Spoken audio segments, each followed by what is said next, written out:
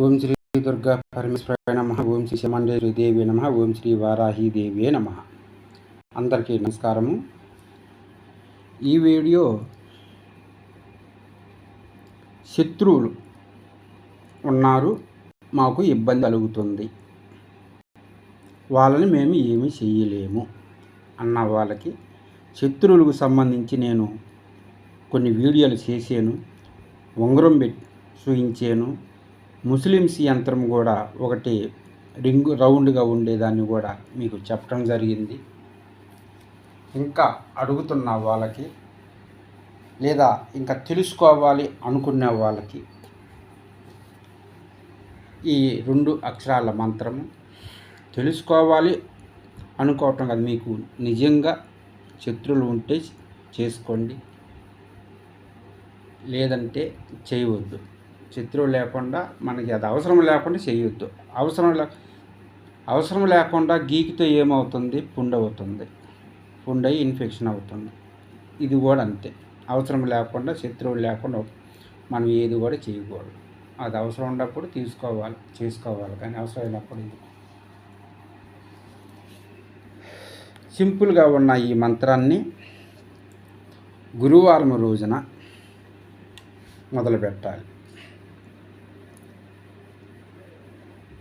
మీకు ఈ మంత్రం వలన అనుకూలం ఉందా లేదా అని కామెంటరీ చేయండి. తర్వాత గురువారం రోజున సాయంత్రం 8 గంటల తర్వాత, మధ్యాహ్నం 12:30 తర్వాత మొదలుపెట్టండి. దీన్ని ఒక నల్ల పెన్నుతో వైట్ పేపర్ మీద రాసి కూడా మీ జేబులో పెట్టుకొని ఉండవచ్చు. అలా జేబులో పెట్టుకొని ఉండటం వలన మీలో ఎంతో కొంత అనేది కనీసం 100కి వచ్చేసి 20-30% అయినా మీకు దాని ప్రభావము, దాని వైబ్రేషన్ అనేది మీకు పడుతుంది. శత్రువులు అనేవాళ్ళు మిమ్మల్ని చూసి పక్కకు పోవటం లేదా వాళ్ళకి ఏదైనా ఇబ్బంది కలగటం అనేది జరిగింది.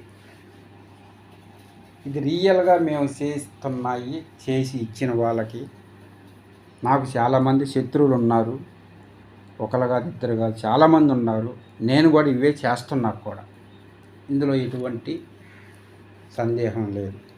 లేదంటే మనం తట్టుకోవాలి కదా.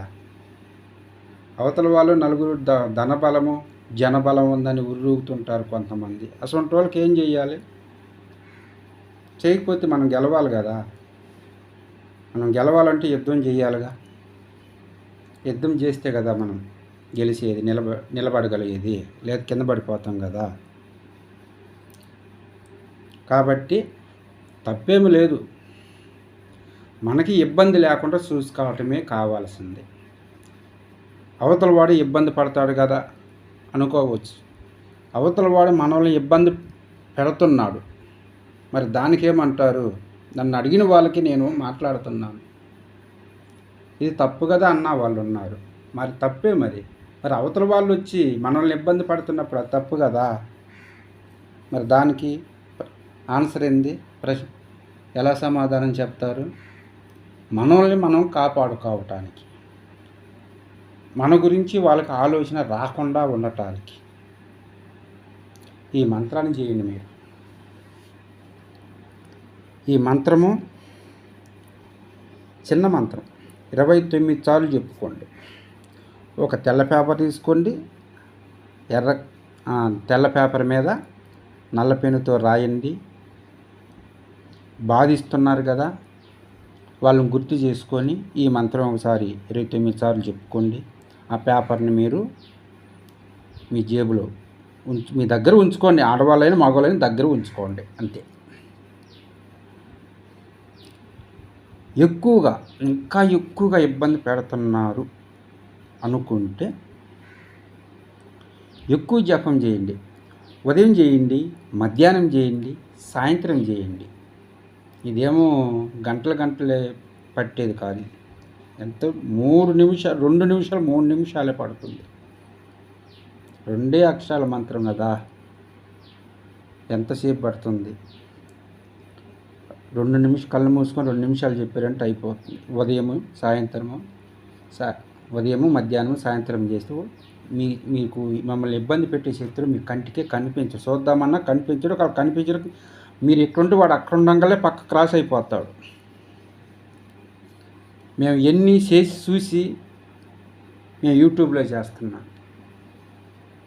నిజంగా రియల్గా జరుగుతున్న విషయాలు నేను చెప్పేవి. ఈ మంత్రము ఈ విధంగా ఉంటుంది. నోహ.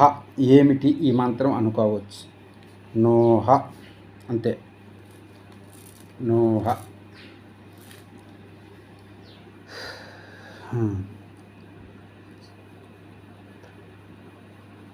దీని వలన మీరు ఈ మంత్రం చేసేటప్పుడు కూడా వాళ్ళు మీ గురించి ఇంకా మూర్ఖంగా వస్తున్నారంటే వాళ్ళు తీసుకున్న గొంతులో వాళ్ళే పడిపోతారు. ఏం సందేహమే లేదు. ఇది 100% గ్యారంటీ. నాకు జరిగిన విషయం ఇది. నేను రియల్గా చేశాను. కొన్ని రోజులు చేసి కళ్ళారా నా కళ్ళతో నేను చూశాను. అలాంటి మంచి మంత్రం ఇది. వాడు చెప్పుతో వాడే కొట్టుకున్నట్టు అయిపోయింది వాడికి. గురువారం రోజున మొదలు పెట్టండి.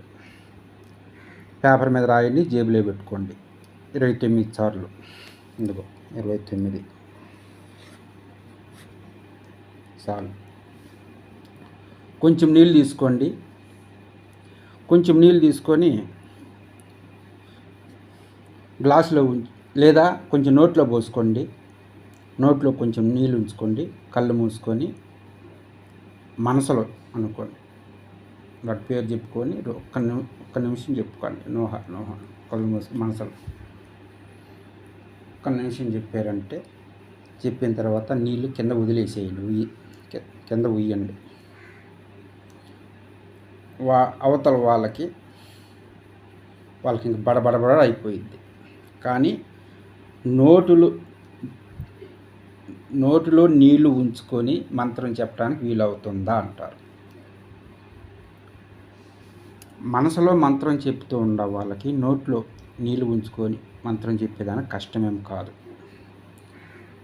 పెదవులు ఆడకుండా, నాలుక కదలకుండా, పళ్ళు అన్నీ బిగబట్టి మంత్రం చెప్తున్న వాళ్ళకి ఇంకా ఎక్కువ శక్తి అనేది ఉంటుంది.